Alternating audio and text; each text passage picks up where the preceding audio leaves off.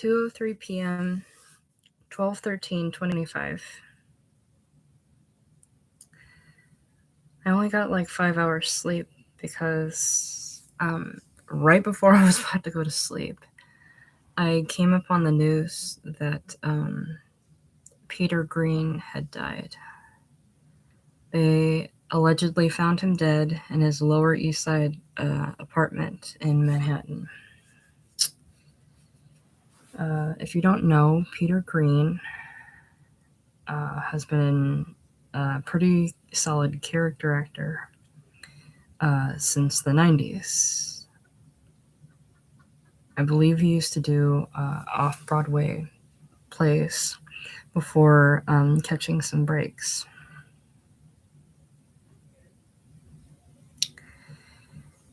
Peter Greene was known for playing the heavies because he had an intense presence and a very striking face. But more than that, he had an incredible talent. I think I'm like many of the same people who first saw him in The Mask playing Dorian, and then playing Zed in Pulp Fiction. And of course, everybody's saying Zed's dead today. It's kind of irresistible not to say it. But in the last decade or so, he's been gracious enough to partake in some interviews discussing his career. Most notably, he's done interviews with Sissy Gamache on her channel. And although she's a little interruptive with her interviews, she's the one that's gotten him to kind of open up and talk about how he feels about all of it. And I do think there's kind of a it's kind of hard to talk to actors about acting because you're talking about a process that's kind of indescribable. It means different things to different actors, and I think to some actors it's kind of like undefinable. Like, I don't know why I do it or like how I do what I do. I just do it. I was just watching an interview, an old interview, or maybe it was a newer interview with Gary Busey, and they were asking, so, like, how did you play Buddy Holly? He's like, I just did it. It's like sometimes you can't explain the magic or the process or whatever you want to call it. I just did it, and it just, for whatever reason, it just worked. I've only seen a little bit of Laws of Gravity. I haven't watched the whole film, but now I'm gonna have to. I have seen The Usual Suspects, where he flicks a cigarette in Stephen Baldwin's face, which is awesome. I have seen Judgment Night. I have seen The Rich Man's Wife, and a whole bunch of other things. But I feel like with Peter, I feel like how I feel about a lot of actors. A serious, incredible talent that doesn't have a lot of vehicles to showcase it.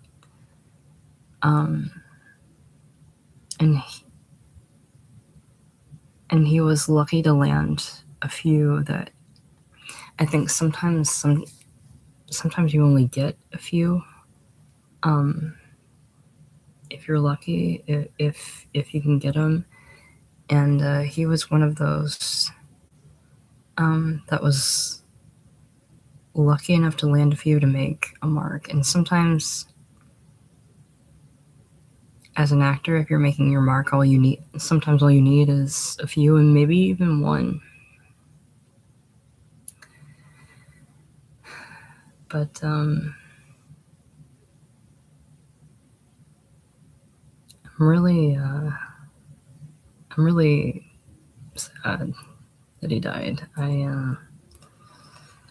I've been trying to look up the cause of death on the internet, and in so doing, I've found videos of him in recent years, and there's a lot of speculation, and I don't know how much of it is true, but there's a lot of footage of him where he's kind of out of it, and I know he struggled a lot with very serious drug problems, and I don't know if he had periods of sobriety or if he just struggled his whole life, but I'm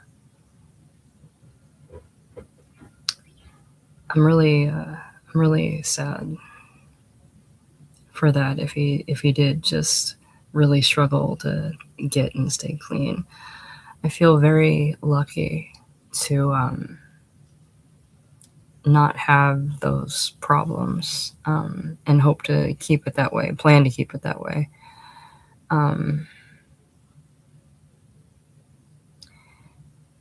But yeah, I don't know what the cause of death was. But on the upside of this, I've been reading a lot of comments from people on the internet.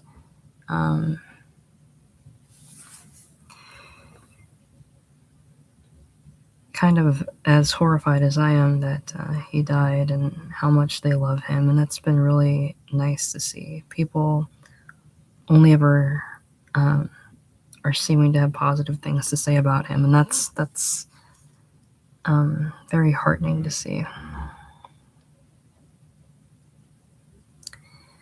I think for actors that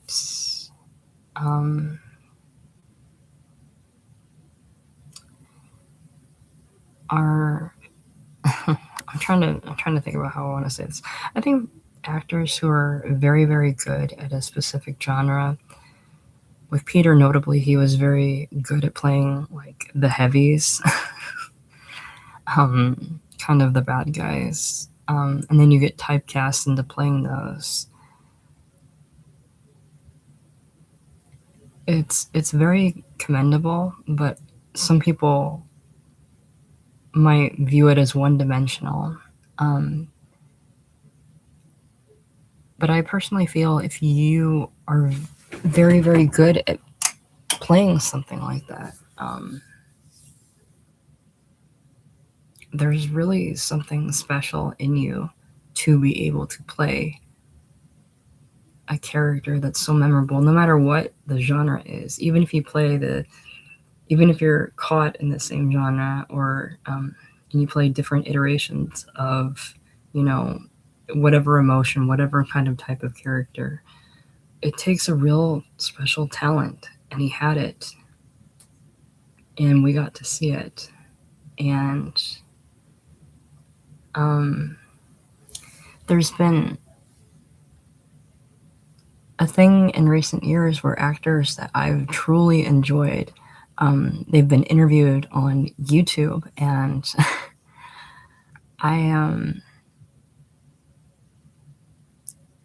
I guess somebody who knows somebody isn't able to get in touch with them. But there's been a couple of those interviews. Like, there's been a lot of interviews with like New York-based interviewers, and then there's been interviewers where they did like Zoom interviews. And I love that he was open to talking about his career. But as notable as Peter was for The Mask and Pulp Fiction, He did one film that kind of stands above all the rest, and I want to kind of talk about it a little bit today. It's been a long time since I've seen it, but it's one of those films that once you see it, you never forget it. And I never did. And I don't remember when I first saw it and when I first got it. But I want to talk about a little bit about it right now. So let's see where I'm at. Yeah. This film, Clean Shaven, is about a man who has extreme schizophrenia. He's released from an institution where he's held, and let's just read the back. Lodge Kerrigan began his succession of utterly unique, visually and orally dazzling character studies with the raw, ravaging Clean Shaven, a compelling headfirst dive into the mindscape of a schizophrenic, played by the remarkable, my lamp is the remarkable Peter Greene.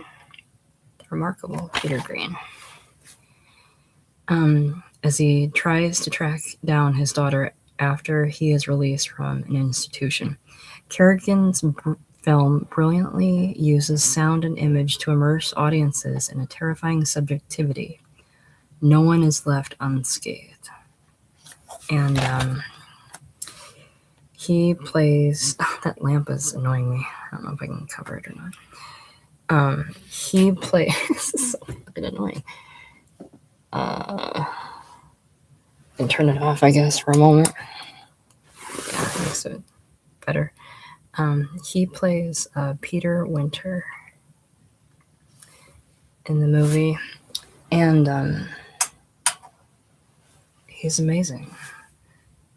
He's amazing. As somebody who wasn't afflicted with schizophrenia, he goes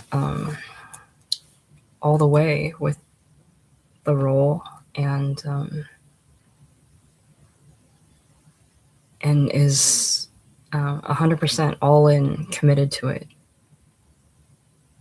And in my opinion, it's the performance of his career, and it showcases more than just a supporting role, and more than just like, Zed's dead, and more than just a little like throwaway quote. Not that that quote isn't great, it is great, but it's the performance of a lifetime. And Kevin J. O'Connor has talked about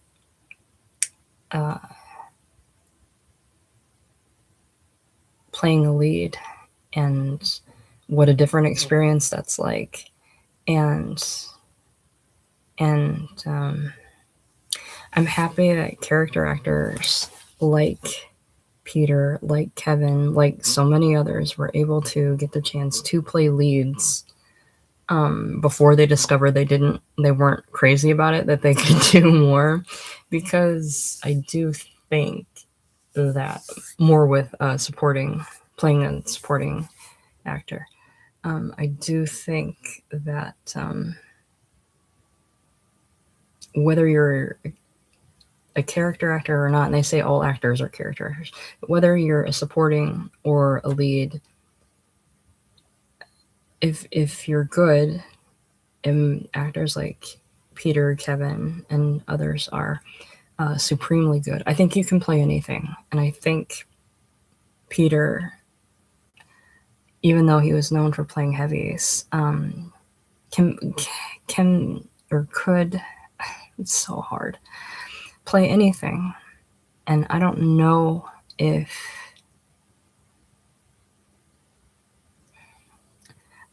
he knew how great he was. I'm always reading or not always, I've been reading comments from people who've run into him and name-dropped films early on in his career, like Laws of Gravity and Clean. And I've heard him say it about Clean Shaven. Oh, I can't believe anybody's ever heard of that. And there's this aw shucksness to actors about, I can't believe people have, and it's like, you guys do realize once you do a movie, it's out in the world, it reaches a lot of people, right?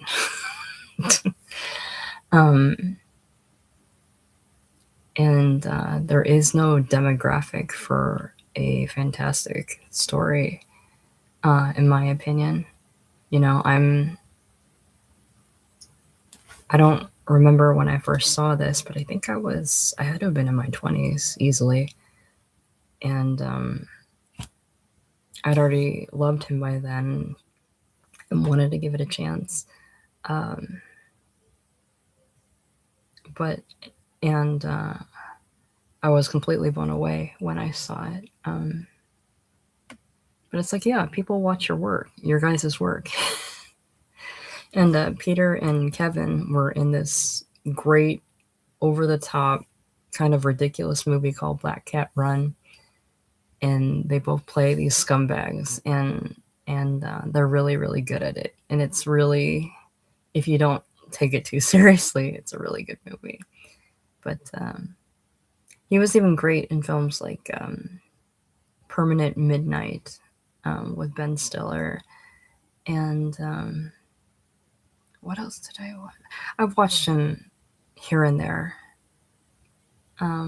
There's a great little montage on YouTube of his career that I like quite a bit. And but I want to read the liner notes to Clean Shave. I haven't watched this movie in a while, but it's really good, and I sincerely recommend it. But every time you get a criterion, you get like a little booklet. So in honor of Peter, let's read this book today, or a little booklet today. And here's a beautiful picture of Peter. I can't, like, there's something about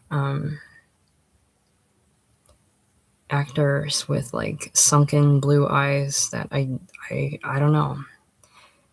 I can't take it. They're too like amazing and beautiful.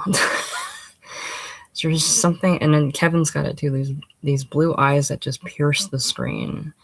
Not to take away from their talent, but they have a very like commanding presence. And this was Peter playing Peter Winter in Clean Shaven. So let's read the notes. Let's see. Okay, an essay by Dennis Lim, Inside Man. Lodge Kerrigan's movies are so often termed uncompromising and unrelenting that it's worth pondering what exactly lies beneath their steadfast refusal to let up. The salient quality of these spare, intense films is that they deny the viewer the comfort of distance. Kerrigan demolishes the notion that movies are not suited to expressing inner life. He forces you to share skull space with characters most films would never think to look at, let alone so intimately. Getting close, often upsettingly so, to his lost souls and margin dwellers, he is undaunted by their opacity and failing grip on sanity, not to mention unencumbered by social judgments of any sort. In the course of these features, all as steel-nerved in execution as they are rigorous in conception, this singular American independent has developed what might be the most literal and harrowing form of empathy in modern movies. I agree.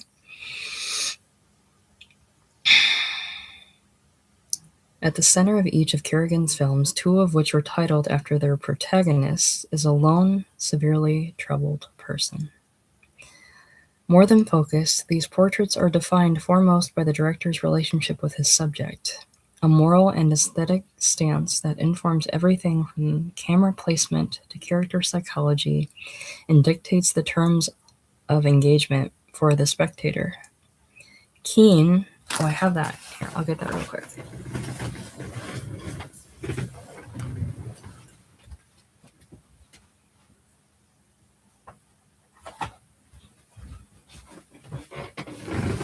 This was kind of Lodge Kerrigan's Get Keen. I don't know if you can see it. The lamp is in the way. Keen. With a young Abigail Breslin. I haven't seen this in a long time. Keen. Kerrigan's most recent feature maintains a suffocating obsessive proximity via handheld stalker cam with a desperate young father sick with grief over the recent disappearance of his little girl and helplessly drawn to the site of his unthinkable loss. Replaying the traumatic event as if hoping to alter its outcome. Claire Dolan, which I can't find anywhere and I have been looking, about a New York City prostitute's stoic struggle for financial and spiritual independence, holds its benumbed protagonist in the steadiest and most implacable of gazes, one under which all preconceptions can only wither. In many ways, Kerrigan's first feature, Clean Shaven, 1993, shot piecemeal on a tiny budget over 2 years, remains his most radical case study. This grim, lucid dispatch from the murky depths of madness situates itself not simply close to, but more or less inside the tormented consciousness of a transient schizophrenic. Peter Winter, an astonishing pre-Pulp Fiction Peter Greene, whose stunned, piercing eyes and entire lifetimes of pain, suffers from a battery of visibly incapacitating hallucinations and delusions. He is possibly dangerous and is certainly regarded as such by those who encounter him. Returning to his hometown, he drops in on his stern, weary mother and, shadowed by a detective who believes he's a child killer, goes looking for the daughter taken away from him years ago. Parental anxiety courses through all of Kerrigan's films. A child represents equally the possibility of loss and of redemption. And Peter is forerunner to both the bereft Keen and Claire Dolan, who wants more than anything to be a mother. Kerrigan's approach to his subject might be termed phenomenological, a film of minimal dialogue and fastidious textures. Clean Shaven mostly represents explanations and backstory, restricting itself instead to transcribing and replicating the manifestations of schizophrenia. Kerrigan named his production company at the time DSM-3 Films, as in the Diagnostic and Statistical Manual of Mental Disorders. We experience this film as Peter experiences his life, painfully alert to stimuli. Auditory hallucinations, a primary symptom of schizophrenia, are brilliantly conveyed. The first thing you notice about the sound design is its exaggerated, alarming closeness. Everything seems to be crowding in on your brain. Han Ro's soundtrack, a blanket of electronic pulses and staticky white noise, is mixed in with a chorus of muffled voices. One poignant snatch. For you, it's paranoia. For me, it's a reality. Even when the volume is turned down, the abrupt silences are fraught and agonizing. The overall audio effect of radio frequencies tuned in and out derives from Peter's interpretation, a technological rather than a religious or supernatural one, of the voices in his head. Sometimes seen twiddling the dial on his car radio, he is convinced that receivers and transmitters have been embedded beneath his scalp and fingernails. This delusion, not an uncommon one among schizophrenics, sets up the haunting final image and also accounts for the two most visceral moments which we see Peter taking a pair of scissors to his head and, in a scene that has understandably gained a certain notoriety, successfully prying loose a fingernail. This unforgettable cinematic endurance test makes a queasy manicure in Claire Dolan that much more disconcerting. But it's not all shock and gore. There's a haunting, elegant economy to many of Kerrigan's visual ideas. Peter drives around in a battered car whose windows and mirrors have been plastered with old newspapers. His inability to tolerate his own reflection also causes him to smash in one of the windows. We see the rundown rural landscape through the filter of Peter's distress. Power lines repeatedly bisect the screen, flickering black bands racing by against an endless blue sky. And they seem, from our now paranoid viewpoint, to be strangling the world. Of the films that have tried to evoke or arrive at an understanding of insanity, from the inside or outside, using the first or third person, none have done so with Clean-Shaven's remarkable alchemy of clinical detail and raw poetry. The abrasive, subjective sound design, the visual abstractions, and the nerve-jangling ellipses all inch the movie toward the realm of experimental film, which is only fitting given that the condition in question is characterized by discontinuity, the erosion of boundaries, and the failures of narrative. Kerrigan does not in any way venture that his protagonist has a beautiful mind. This is as unsentimental a depiction of mental illness as you'll find in movies, I agree. But the film has a frayed, terse lyricism all the same. Even if he does not intend to romanticize, the artist who seeks to inhabit the mind of a madman runs the risk of seeming presumptuous. But Kerrigan avoids pitfalls largely through a flatness of effect, a way of seeing that combines a ferocity of focus with a lack of judgment. It's a testament to the filmmaker's instinctive poise and restraint that Clean-Shaven is unblinking, but not voyeuristic, poetic but not sentimental, suspenseful but not exploitative, extreme but not sensational. Kerrigan abstains from overt psychologizing, and Clean-Shaven, although perhaps the most thoroughgoing filmic exploration of schizophrenia ever made, I agree, sidesteps the debates and competing theories that have sprung up over the years, whether it is one disease or many, whether or not it even constitutes an illness, how it is best diagnosed and treated. Which is not to say that the film lacks a point of view. If anything, the political dimension of Kerrigan's movies is unmissable. He insists on showing people we'd rather not think about, and places we'd rather not see. The forgotten backwaters and industrialized gray zones of present-day minimum wage America. His films withhold information about their characters only to draw us closer to them. What we're not told is a cue to fill in what we think we know, which, as often as not, exists to be overturned. The upshot is that there's less distance between us and these life-bruised individuals that we'd first assumed. Kerrigan is above all humanist, and if his films are about any one thing, it's not so much mental instability as the precariousness of sanity in the pitiless, brutalizing modern world.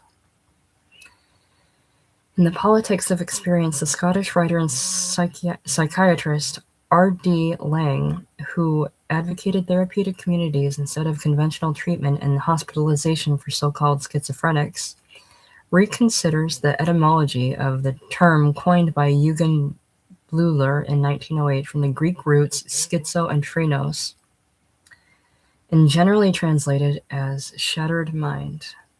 But Laing offers an alternative definition of phrenos, soul, or heart. A schizophrenic in this sense is one who is broken-hearted, he writes. And even broken hearts have been known to mend, if we have the heart to let them. To Lodge Kerrigan's great credit, Clean-Shaven is a film that shares this philosophy. Dennis Lim. It's very nicely done. So let's see. Yeah, and it's a minimal cast. Peter Greene. That light is like messing up everything. Okay, Peter Greene as Peter Winter. It's a remarkable movie. There's Peter.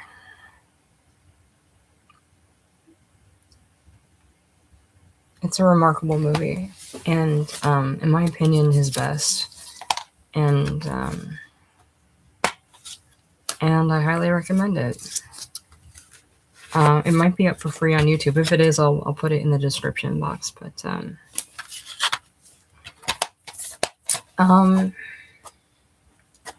he's a remarkable actor, and I'm very sad that he passed away. And I'm very sad that he struggled with substance abuse. But he did what those who have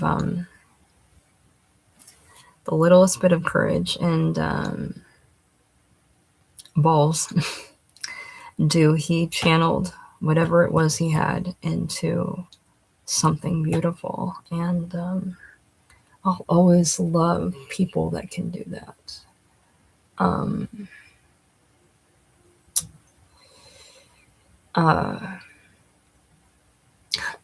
I've always loved film and will always love film, and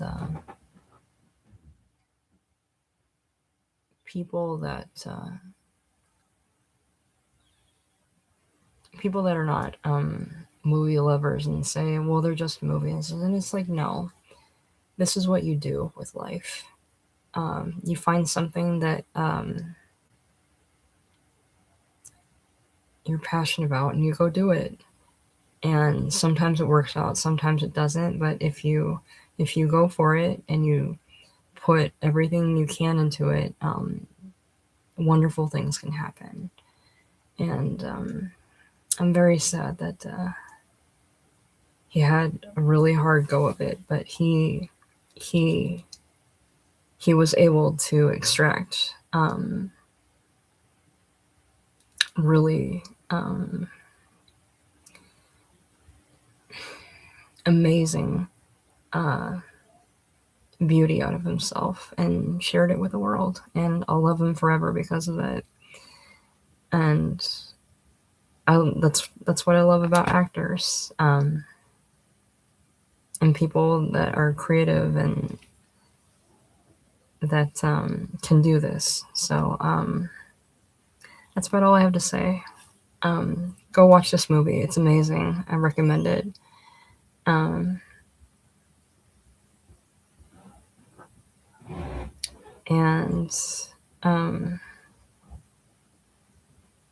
I would say the rest of his filmography, but if anything, if you're going to watch a Peter Greene film, watch this one. It's amazing. And